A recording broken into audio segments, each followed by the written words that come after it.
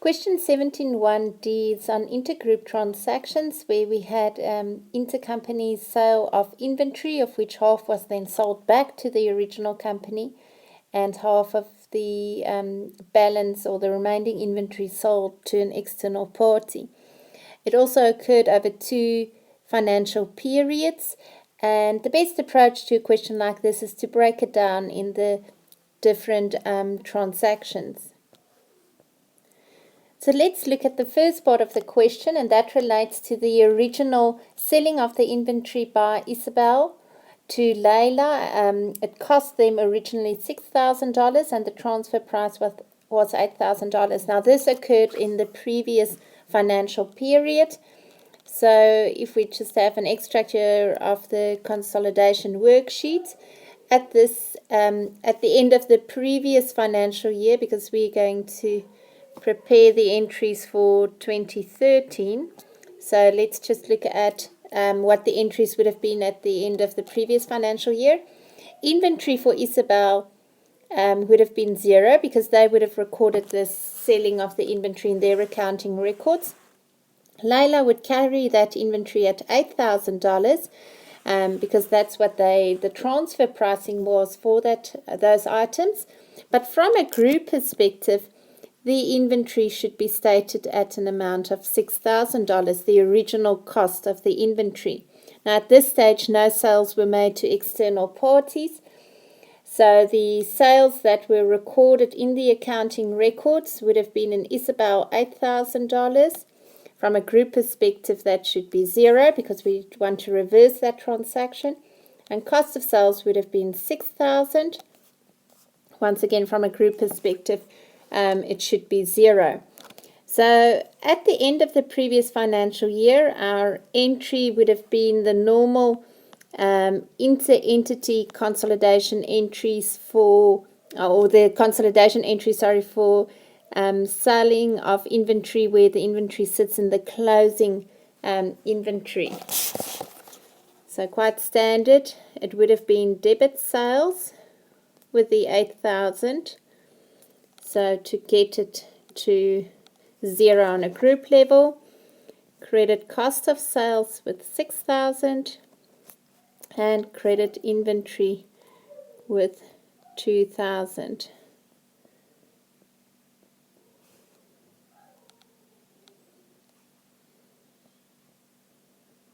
Okay, so that would have been the entry, and then of course we have to consider the tax effects, so deferred tax liability of 600 and credit income tax expense 600. Now remember, this is now in the previous financial year.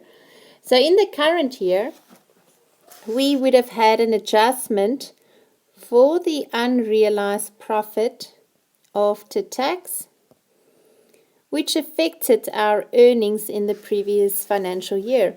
And that adjustment would have been made against our retained earnings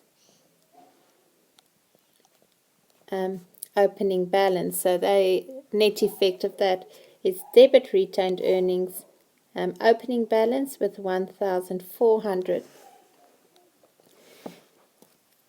Now typically we would have seen that the inventory would have realized in the next operating cycle. So our deferred tax liability would have been reversed, and the entry would have been against our income tax expense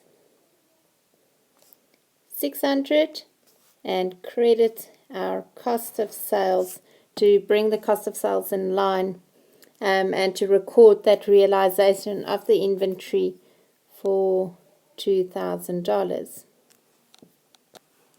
So in normal circumstances, this would have been in 2013 our adjusting entry to deal with the unrealized profit that sat in the opening inventory. Now this question just complicated it a little bit more by giving us some returns on the inventory. So the inventory was sold back to Isabel, half of it, and then half of the remainder was sold to an external party. So of the original inventory sold, only a quarter has realized by the end of 2013. So we're going to use this traditional or typical entry of the retained earnings, income tax expense and cost of sales adjustment. But instead of adjusting cost of sales with the $2,000, we have to consider the effect of the other transactions that occurred in the current year. So half of the inventory that was returned and the quarter that was sold externally and the quarter that's still in balance. So we're going to have our retained earnings and income tax expense adjustments for the unrealized profits in the opening inventory and the realization of the deferred tax liability, because that deferred tax adjustment will be made based on the current year's balance in inventory. But instead of the cost of sales, that's where our different entries will be to accommodate the two sets of entries in the current year. So let's look at the current year then. So let's consider the entries in the current financial year and see what the balances should be at the group level. So we were told that on the 1st of September 2012, Layla sold half these goods back to Isabel, receiving $3,000 from Isabel. So Isabel at the end of the current year is going to carry inventory of $3,000.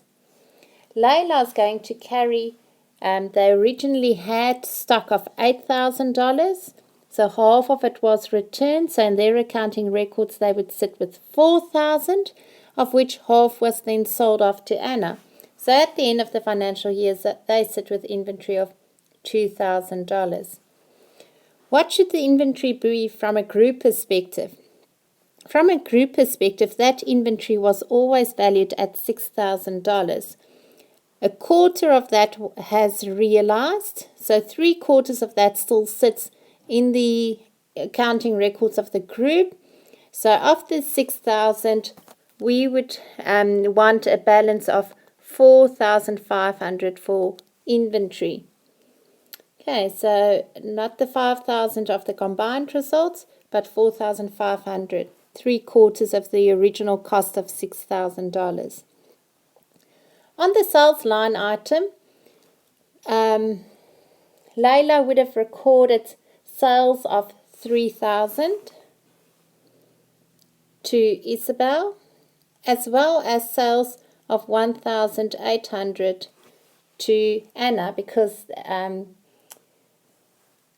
the cost of sales of the stock sold to Anna was $2,000. They sold it at a loss of $200, so that's $1,800.